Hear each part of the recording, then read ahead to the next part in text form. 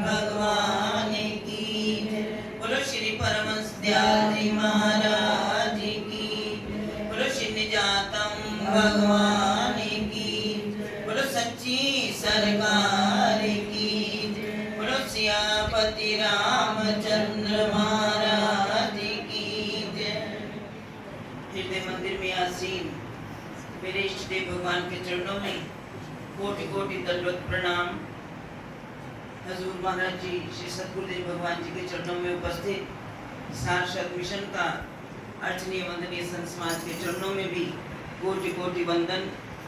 श्री सतगुरुदेव भगवान जी की परम प्यारी संगत, जैसा कि आप सबको विदित है कि आज हमारे दादा गुरुदेव श्री परमहंस दयाल जी के पावन 179वें अवतरण दिवस के उपलक्ष्य में ये प्रभात फेरियां और रात्रि सत्संगों का आयोजन जो हजूर गुरुदेव भगवान जी ने परंपरा चलाई, उसी के अनुसार आज ये प्रभात फेरी का श्री गणेश हुआ। और वो भी आप श्रवण कर रहे थे कि किस घर से, जो उच्च कुल पाठक कुल में जिसमें दादा गुरुदेव भगवान जी ने अवतरण लिया, जन्म लिया, उस कुल से ही ये परंपरा शुरू से चली आ रही है कि प्रभात फेरी का श्री गणेश उन्हीं के घर से होता है। रॉकी बेटी सिमी जी बड़ा सुंदर अपने मनों के भावों को वो व्यक्त कर रही थी, अपने उद्गार, और उन्होंने एक प्रश्न भी छोड़ दिया। तो जो मुझे समझ आया सुनकर, और प्रेरणा मैं कहूंगी मेरे दादा गुरुदेव भगवान जी की और हजूर महाराज जी की, उन्होंने कहा कि ये संसार क्या है। हम जो रोज सुनते हैं कि कलयुग काली बदली, झड़झड़ पड़े अंगार, संत ना होते जगत में जल मरता। ये हमारे चारों तरफ आ गई तो बरस रही है, तो कौन छुड़ा सकता है? वो हमें सद्गुरुदेव भगवान ही छुड़ा सकते हैं। कहते जो मन में कालिमा रखेगा वहां वो अग्नि शांत नहीं हो सकता। शांत कहाँ होगी? जहाँ निश्चल भाव होगा। तो ये इनके माता पिता, क्योंकि उनके अंदर जो सफाई की थी वो किसने की? क्योंकि वो हजूर महाराज जी के संपर्क में आए। क्योंकि हम कहते हैं ना राम देखे हमने, ना श्याम देखे हमने, सतगुरु के रूप में ही भगवान देखे। हमारे भगवान तो हमें हमारे हजूर गुरुदेव भगवान मिले, उन्होंने ही हमें दादा गुरुदेव जी से मिलाया, उन्होंने ही हमें नंगली निवासी भगवान से मिलाया, और उन्होंने हमारे मन की सारी जो अगन थी, जो तपन थी, जो हमारे अंदर थी, उस सबको किसके द्वारा शांत किया? अपने सुंदर सुंदर वचनों के द्वारा, अपने उपदेशों के द्वारा हमारे जीवों को, हमारे दिलों को वो ठंडक पहुंचा दी। तो फिर वो जो भी आप सुन रहे थे ना कि मंदिर में गुरुदेव भगवान नहीं है, नंगली निवासी भगवान नहीं है मंदिर के अंदर, और उन्हें साक्षात वो दर्शन हुए, क्योंकि वो निश्चल मन को इतना साफ कर दिया। आपने कई बार सुना कि स्वामी जी एक दृष्टांत सुनाया करते थे कि एक बार कंपटीशन हुआ, दीवार दी गई, उसको साफ करो। वो जिसको वो दीवार साफ करके जो बड़ा ही सुंदर पेंटिंग बनाएगा उसको जो है उचित इनाम दिया जाएगा। अगर आप याद करो तो सत्संगों को अगर आपकी स्मृति में हो तो उनका एक ने तो बड़ी सुंदर अपना झांकी बना दी।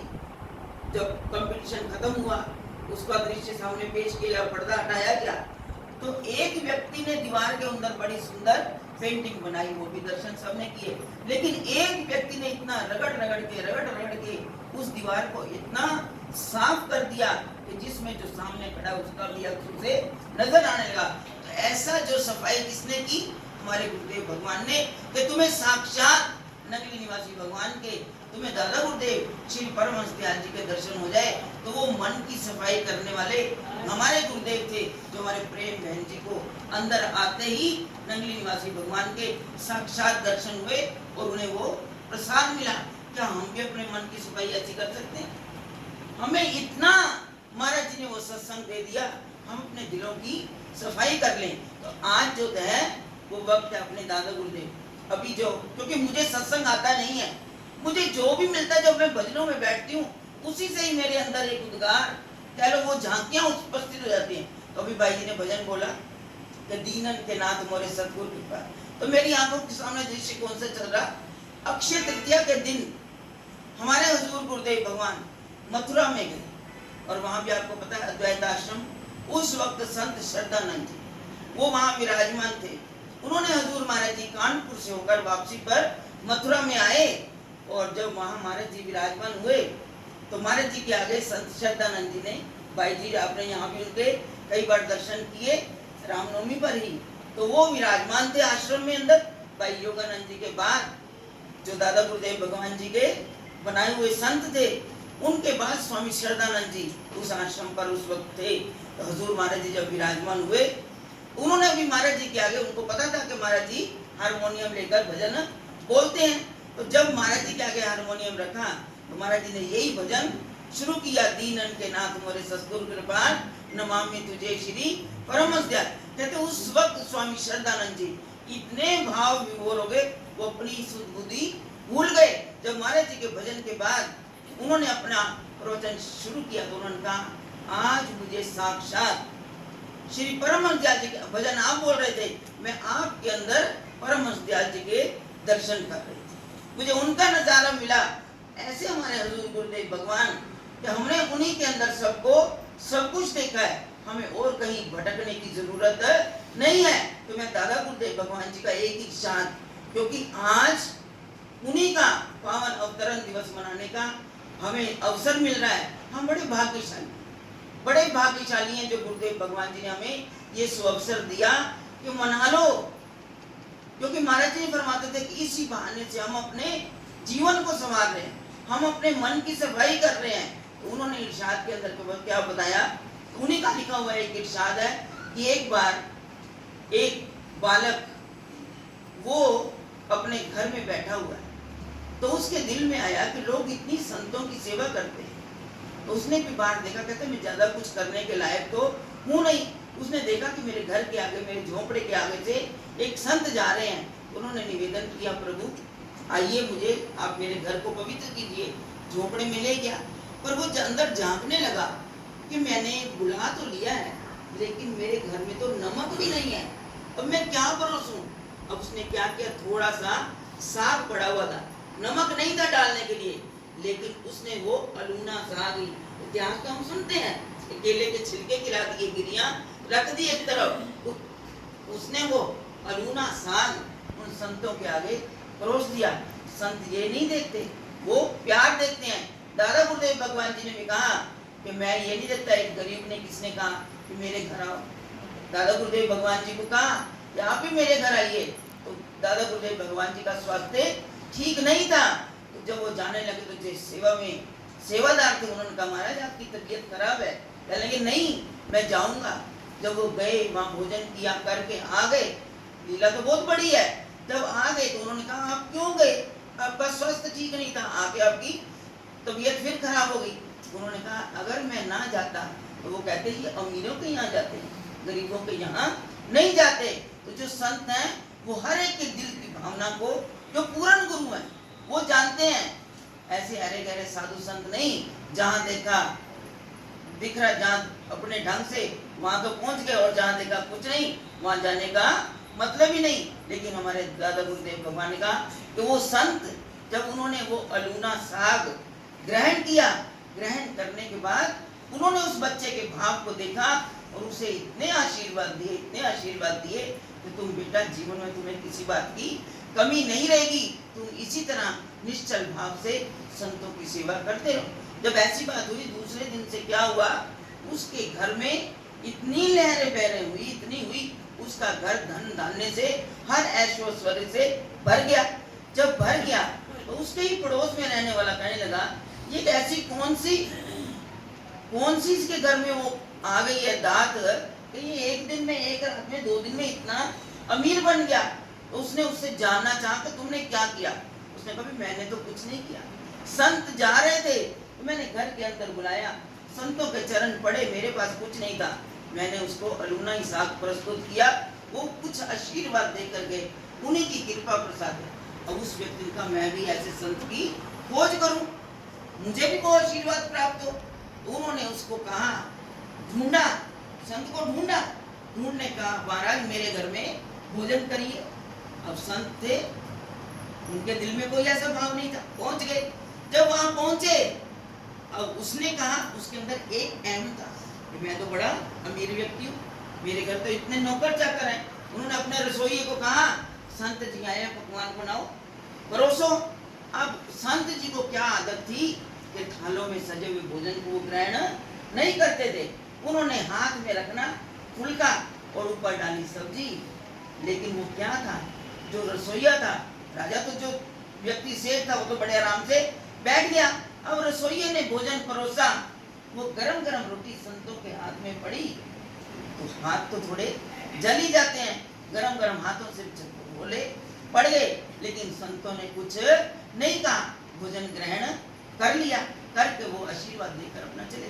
लेकिन दूसरे दिन क्या हुआ, ये दादा गुरु महाराज जी का इरशाद है, अपनी बनाई हुई बात नहीं, जो दादा गुरुदेव भगवान का, कि उसके घर में दूसरे दिन चारों तरफ आग ही आग लगी। उन्होंने कहा ये क्या हुआ, तुम्हें संत जी ने आशीर्वाद दिया और तुम्हारे घर में लहरें बहरें हो गई और मेरे घर में चारों तरफ आग ही आग लगी।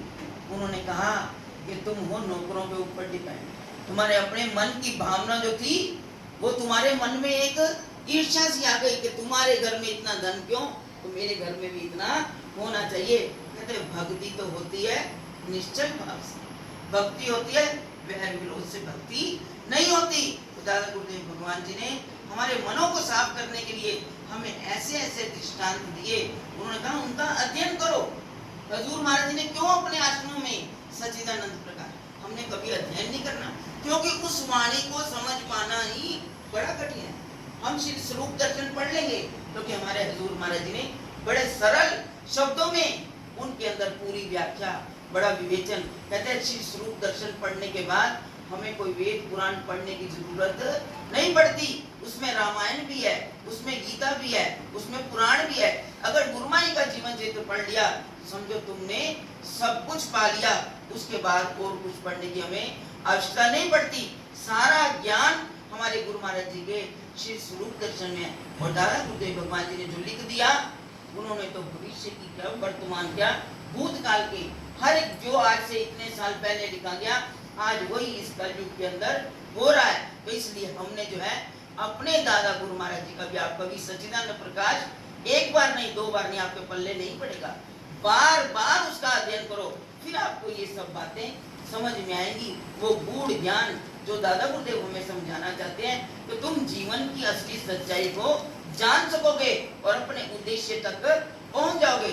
दादा गुरुदेव पहुंचाएंगे जरूर, अगर आप प्रयत्न करो। हमने वो प्रयत्न करना है जो उन्होंने लिखा, जो उन्होंने इस दृष्टांत दिए हम तक आज के हमें जो सूत्र देते हैं, हम निश्चल भाव से, जैसा कि हमारे महाराज जी की वो बड़ी प्यारी बेटी जिनके आज प्रेम प्रयास से आज उनके बच्चे भी उसी परंपरा पर चलते हुए अपने उस कर्तव्य को निभा रहे हैं, ऐसे ही माँ बाप का भी आशीर्वाद होता है और सद्गुरुदेव भगवान जी का भी आशीर्वाद मिलता है। जो बच्चे अपने माता पिता के पद चिन्हों पर चलते हुए अपनी उसी गुरु परंपरा को निभाते हुए अपने कर्तव्य को निभा रहे हैं, तो मेरी गुरु महाराज जी के चरणों में आशीर्वाद तो गुरु महाराज जी का है। तो गुरु महाराज जी के चरणों से सारा आशीर्वाद आता है कि ये परिवार इसी तरह फलता फूलता रहे, ये बच्चे जिस सेवा की डगर पर चले हैं, गुरु महाराज जी की रहमतों की बरसात सदा इन पर रहे। तो आज की इस प्रभात फेरी की, पहली प्रभात फेरी की इस परिवार को भी बहुत बहुत बधाई। आप सब संगत को भी दादा गुरुदेव श्री परमहंस दयाल जी के अवतरण दिवस की बधाई और इस प्रभात की फेरी की भी बहुत बहुत बधाई। हम बड़े प्यार के साथ सुबह की प्रभात वेला में गुरु नाम का गुणगान करते हुए प्रेमियों के घर में पहुंचेंगे और गुरु महाराज जी की महिमा का गुणगान करेंगे और उनके कृपा प्रसाद से अपनी झोलियां भरेंगे। इन्हीं शब्दों के साथ आप सभी बड़े प्यार के साथ, जिसने अभी तक जयकारा नहीं लगाया, ऊंचे स्वर से ये मालिक के चरणों में भी हमारी आवाज पहुंचे। मुझे तो याद आता है जनक भाई जी भजन बोलते थे, मेरी पुकार मेरे मालिक दे दर्द दिल विच जा। तो हमने अपनी पुकार को अपने सद्गुरुदेव भगवान जी के चरणों में पहुंचाना है। तो ऊंचे स्वर से गुरु महाराज जी का जय घोष करें, बोलो जयकारा बोलो।